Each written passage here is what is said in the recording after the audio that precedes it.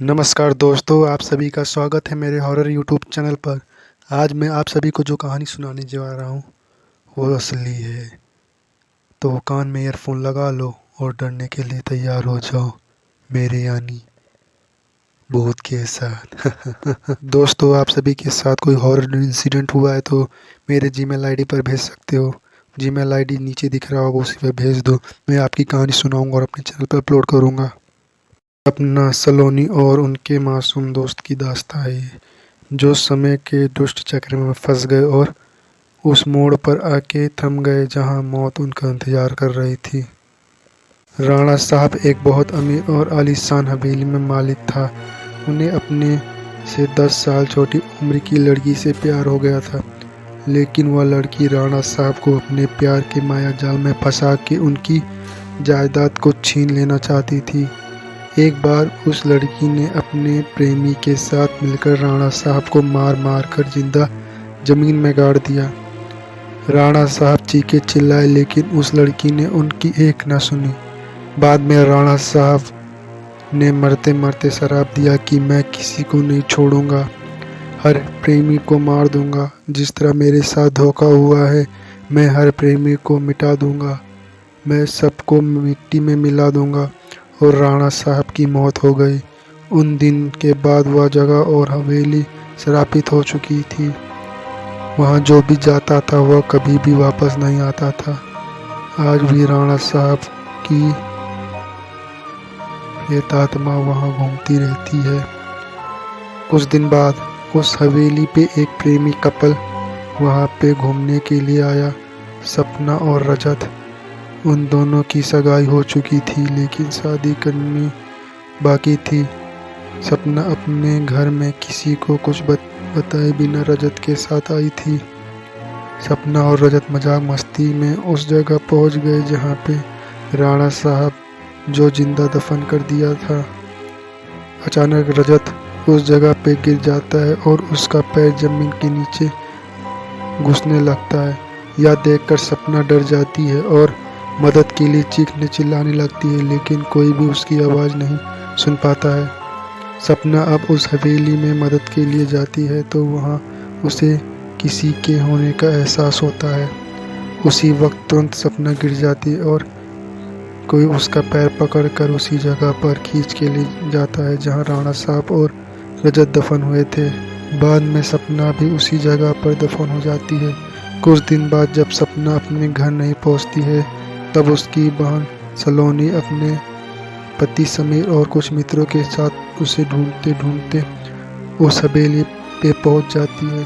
समीर एक paranormal activity का एक्सपेक्टर है। जब वो सब उस हवेली पर पहुंचे तब समीर को पता चल गया कि यहाँ पे किसी बुरी आत्मा का वास है। उसने सबको सूचित कर दिया। उसी रात को उन सभी के साथ कुछ अजीब गरीब घटनाएं होने लगी, जैसे कि नल से पानी टपकना, अपने बेडरूम में मिट्टी का आ जाना, रूम की खिड़की अपने आप हिलने लगना, किसी के रोने की और चिल्लाने की आवाज़ आना। यह सब देखकर वह सभी डर जाते हैं और उनमें से एक भागने की कोशिश करता है, लेकिन राणा साहब की प्रेत आत्मा उसे भी जिंदा दफन कर देती है।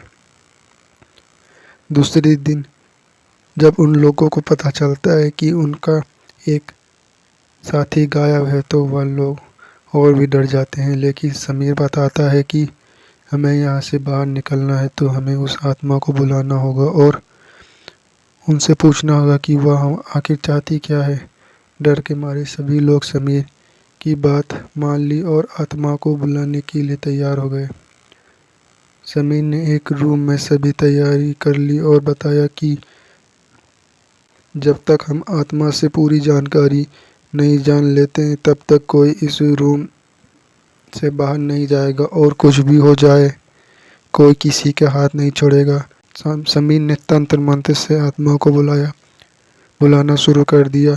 कुछ ही देर में तेज पवन और बिजली के साथ राणा साहब की आत्मा उस रूम में आ गई। समीर ने उस आत्मा से बात की, आखिर तुम चाहते क्या हो? तुम लोगों को क्यों मार रहे हो? कौन हो तुम? राणा साहब की आत्मा ने कहा, निकल जाओ यहाँ से, मैं किसी को भी नहीं छोड़ूंगा, सब मारे जाएंगे, जो भी यहाँ आएगा सबको मार दूंगा। इतना कहकर वो आत्मा चली गई। वह लोगों ने बाद में सपना की आत्मा को बुलाया और पूछा आखिर उसके साथ क्या हुआ था। सपना की आत्मा ने उन सभी को सारी हकीकत हकीकत बात बता दी और बोली, मुझे राणा साहब ने ज़मीन के नीचे दफन कर दिया है, प्लीज़ मुझे यहाँ से निकालो। सलोनी ने अपने बहन सपना से पूछा, राणा साहब की आत्मा को कैसे मारा जाए। सपना ने बताया कि जहाँ राणा साहब ने हम सबको दफनाया है वहाँ पास में माता जी की त्रिशूल है। उस त्रिशूल से राणा साहब की आत्मा को मारा जा सकता है और इस महल को उनकी चंगुल से बचाया जा सकता है। इतना कहकर सपना की आत्मा वहाँ से चली गई।